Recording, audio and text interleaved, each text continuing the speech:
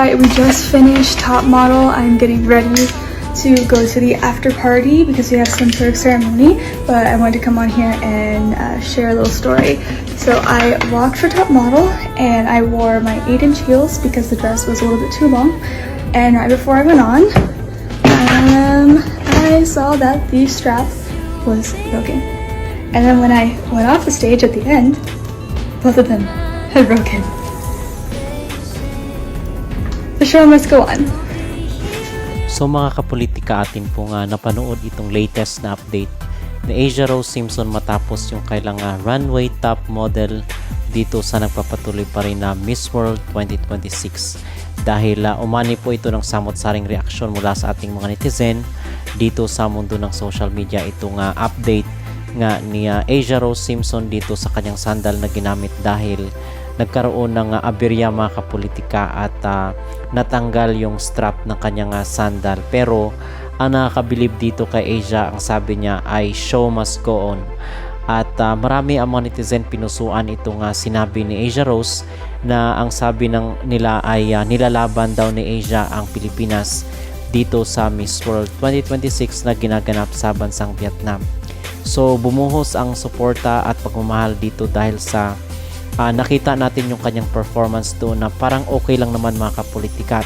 Pinigyan nga natin in fact siya ng 10/10 na score dito sa kanyang pagrampa sa kailang top model of the year, at yung kanyang nagbigay rin po tayo ng ating komento at ating reaction doon sa kanyang pagrampa kung saan is napaka flawless tingnan at on point, very fierce ang mukha ni Asia Rose Simpson doon sa Model of the Year, at yung kanyang galaw mga kapolitika, na gustuhan natin yung kanyang mga movements dito.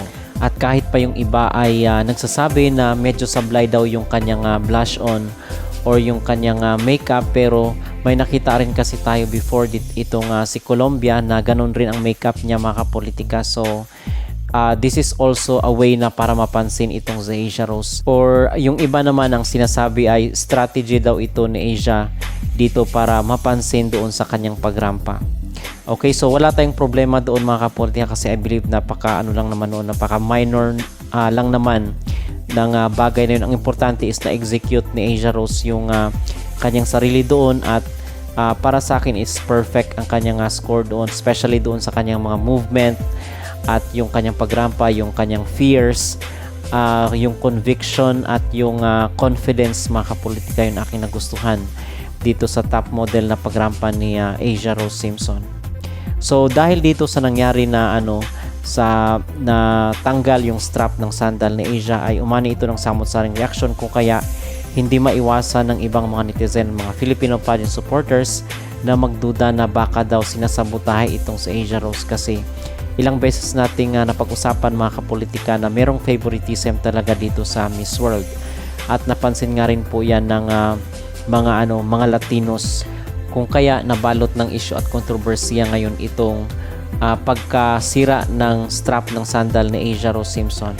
So ayon po doon sa ating research, itong sandal na ginamit ni Asia ay personal niya mismo mga kapolitika, at ayon nga doon sa ating research is nasa 1.5 lang daw itong ewan ko lang kung totoo, pero parang 1.5 lang daw itong presyo according doon sa ating research itong ginamit ni Asia Rose Simpson, kung kaya mabilis siya na nasira, or hindi natin alam, baka may nagsabotahe talaga sa kanya before doon sa kanilang actual na competition, kasi syempre yung mga gamit doon is baka hindi niya nabantayan, di ba, before yung kanilang actual na competition. So hindi natin alam kung ano talaga ang nangyari prior dito sa pagrampa nila sa top model of the year, kung naiwanan niya ba yung gamit niya and then may gumalaw doon mga kapolitika. So yun po ang delikado. Pero hindi natin sinasabi na talagang sinabotahe itong si Asia Rose Simpson. Yun lang po ang spekulasyon at mga rumors, mga komento ng ating mga netizen dito sa social media. So sabi nga dito, before I went on, I saw that the strap was broken. Tama ba? Medyo faint kasi ang audio.